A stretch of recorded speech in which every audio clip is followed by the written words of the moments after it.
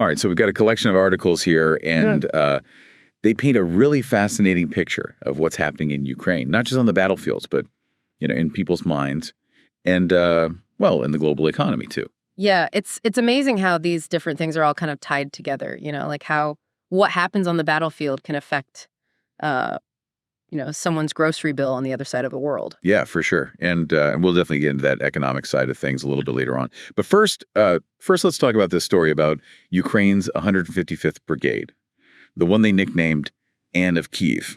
Right. The one that was like a joint project between France, Ukraine, and Poland. Yeah, exactly. Yeah. And it cost something like 900 million euros to put together. So, I mean, you can imagine they had high hopes for this unit. Oh, yeah, definitely. They wanted to show everyone how strong Ukraine could be with Western help, with the best training and equipment.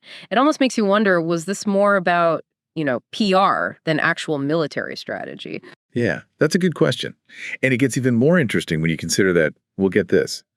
During their training, 1,700 members deserted. 1,700? Wow. Yeah, 1,700. And not just in Ukraine either. I mean, there were desertions in France and Poland too.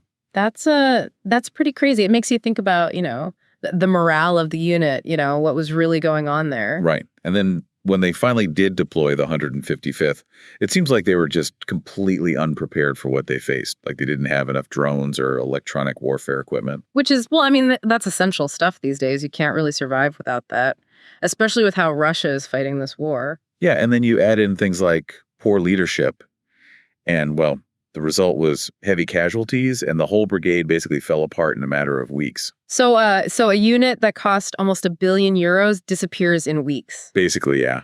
It's pretty shocking when you think about it. It is. And it's not the only example of Ukraine, making decisions that prioritize how things look, the optics, over what's actually best for their soldiers. Yeah, the whole thing with Bakhmut is a perfect example of that. I mean, they poured so many resources, so many men into that fight, even though allies were telling them to pull back. Yeah, and remember, most of the casualties in this war are from artillery, like something like 80%. So, holding Bakhmut might have seemed like a victory for Ukraine, but they lost so many experienced soldiers. And they're still feeling the effects of those losses. Exactly. And then there's other examples too, like that incursion into Kursk, the battle for Avdiivka, even the big counteroffensive they launched last year. All these decisions that seem to be driven by, I don't know, the need to project strength rather than sound military strategy. Yeah, it's definitely something to think about. But, while all this is happening on the battlefields, what's really interesting is how Ukrainians themselves are feeling about the war.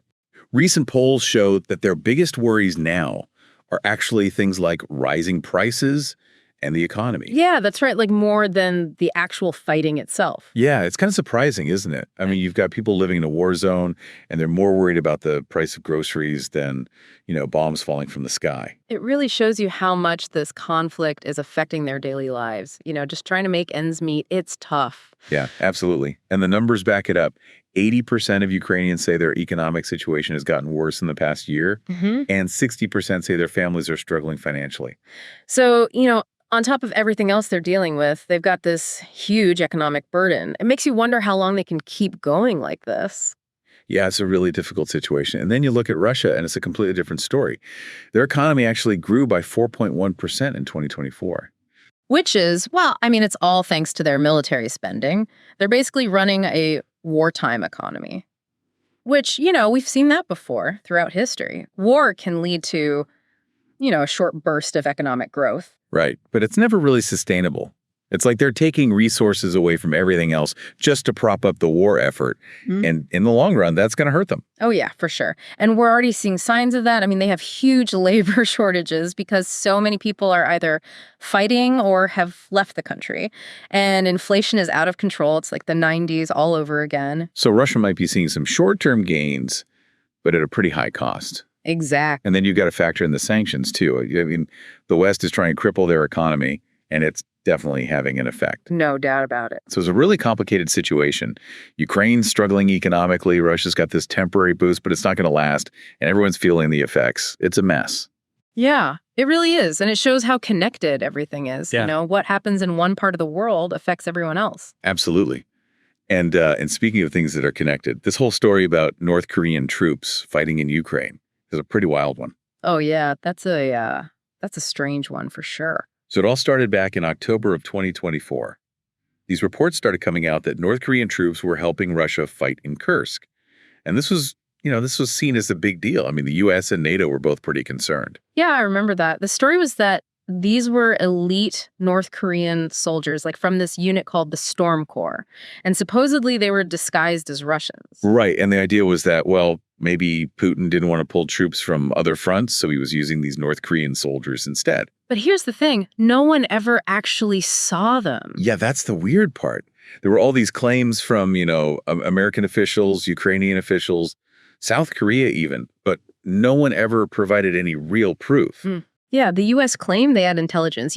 They knew where these troops were, what they were doing, but they never showed us any pictures or videos or anything. Right, and the numbers just kept getting bigger and bigger. At one point, they were saying there were like 12,000 North Korean troops in Kursk. And journalists, people on the ground, they couldn't find any evidence. Even Ukrainian soldiers were saying they had never seen them. And then in January, Zelensky, the Ukrainian president, announces that they've captured 2 North Korean soldiers. Yeah. And they even released pictures. But again, no one could verify it. Like, who were these guys? Were they really North Korean soldiers? We don't know. Right. And then a few weeks later, everyone's saying the North Koreans are gone. Yeah. That they suffered heavy casualties and were pulled out. But even that story is all over the place. Like, no one knows for sure when they left, how many were killed, anything. Yeah. It's a real mystery. So were they ever even there? Did they get pulled out because they were ineffective? Or was this whole thing just, some kind of propaganda? It's hard to say. It really shows how difficult it can be to separate truth from fiction in a war, especially when information itself can be used as a weapon. Yeah, that's a good point. Yeah. And we see that happening all the time in Ukraine. Both sides are trying to control the narrative, so it's hard to know what to believe. Absolutely. And it means we have to be really careful about where we get our information from. Always question what you read and hear and try to look for multiple sources. For sure. Because in a world where information can be a weapon, knowing how to separate truth from lies is more important than ever. But anyway, let's move on from that for now. We were talking about the economic side of things earlier, and it's a pretty complex picture. But I think it's important to connect the dots between what's happening on the battlefield, how people are feeling, and how the global economy is reacting to all this. Yeah, it's all connected. And it's a story of, how people are trying to adapt and survive in the face of this conflict and how the world is changing as a result.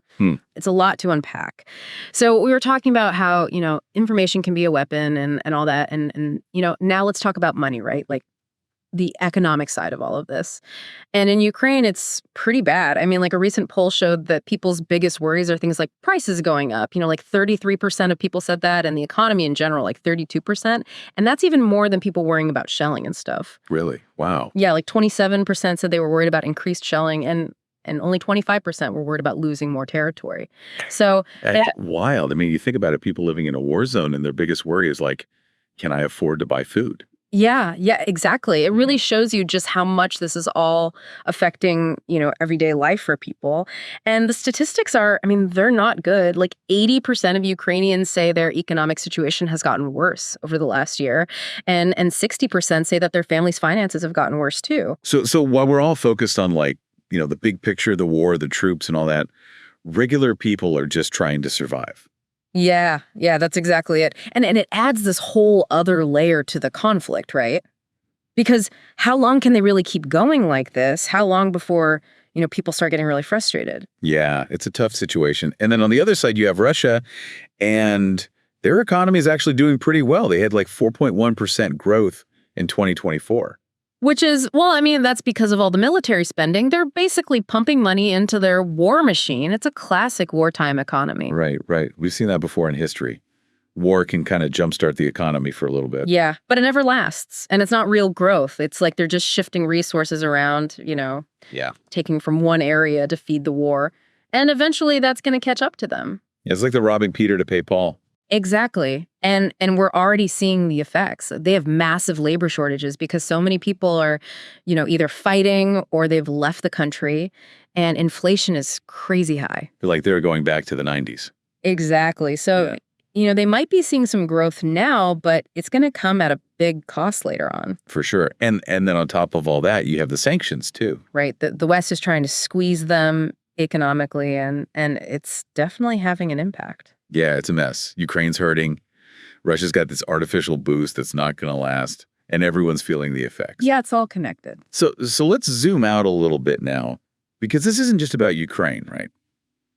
This war is affecting the whole world. It's changing how countries interact with each other. Oh, yeah, absolutely. It's like, all the old rules are being thrown out the window. We're seeing new alliances forming, old rivalries coming back, and the whole balance of power is shifting. Like take Russia and China, for example. They're getting closer than ever. Right. For a long time, the West kind of dismissed their relationship as, just a marriage of convenience.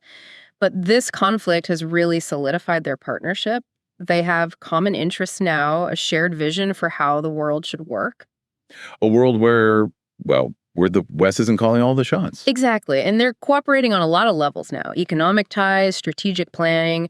They're even starting to tell the same story about, who the good guys are and who the bad guys are. And that's a big deal because it gives Russia a way to get around those sanctions. It helps China with its own goals, and it creates a real challenge to, the U.S.-led world order. It's a massive shift in global power. It's like, tectonic plates moving. And then there's the energy crisis that's hitting Europe. This whole thing has really exposed how much they depend on Russian gas. Yeah, and now they're scrambling to find other sources of energy, which is, it's reshaping the global energy market. It's driving up prices. It's creating new dependencies. It's a mess. It shows how interconnected we all are. I mean, when something happens over there, it affects us over here. And it's not just energy either.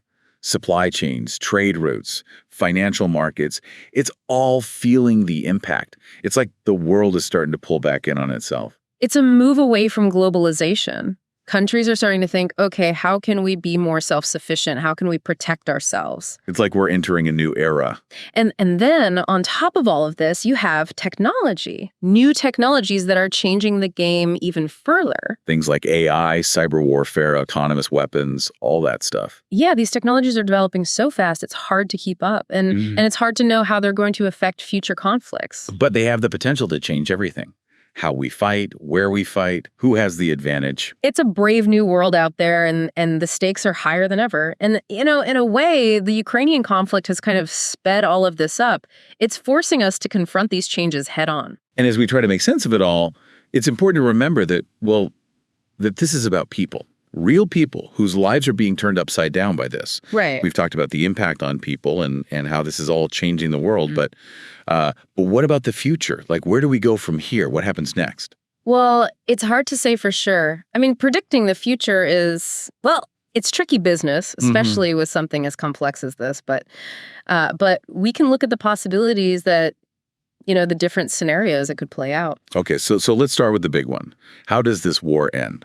Well, one possibility is that it just kind of drags on. A stalemate, neither side wins, neither side loses, and it just keeps going and going. A frozen conflict. Yeah, exactly. Yeah. We've seen that happen in other parts of the world. It's like, the cost of fighting outweighs the benefits, so everyone just kind of settles into this uneasy peace. But it doesn't necessarily mean the fighting stops completely, right? Right. It could be like, low-level fighting, skirmishes, the occasional flare-up. But the real cost is, it's to the people. Imagine living like that year after year, never knowing if things are going to get better. And for Ukraine, they've already lost so much. Exactly. And then there's the geopolitical impact, too. a frozen conflict in Ukraine, that would destabilize the whole region. It would be a constant source of tension between East and West. It would be like, a wound that never heals. Yeah, exactly. Okay, so stalemate's one possibility. What else? Well, there's always the chance of a negotiated settlement. Both sides come to the table, make some concessions, and find a way to end the fighting. But that seems, pretty unlikely right now. Yeah, it would take a lot. Both sides would have to be willing to compromise. And honestly, right now, it doesn't seem like either side is ready for that. Plus, you have to remember, this isn't just about Ukraine.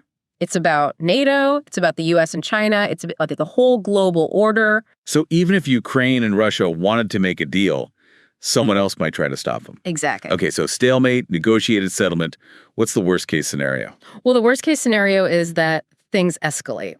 A miscalculation, a provocation, an accident, and suddenly NATO's involved, and we're talking about a much bigger war. A world war. Yeah. And with nuclear weapons in play, the stakes are incredibly high. Even a small-scale nuclear exchange would be catastrophic. So it sounds like there are a lot of possibilities, and none of them are particularly good. Well, Yeah, I mean, the future is uncertain. It always is, but that doesn't mean we should give up hope. So what are some reasons to be optimistic? Well, look at the Ukrainians. Mhm. I mean, their resilience, their determination, it's inspiring. They're not giving up. And the world is behind them. The sanctions against Russia, the support for Ukraine, that shows that the international community isn't going to tolerate this kind of aggression. And there are still people working towards a peaceful solution. Right, diplomacy is still happening. It might be slow, it might be frustrating, but it's still there. So the future's uncertain, but there's still hope. Yeah, I think that's a good way to put it. And if there's one thing we can take away from all of this, it's that peace is precious. It's something we have to work for, something we have to protect.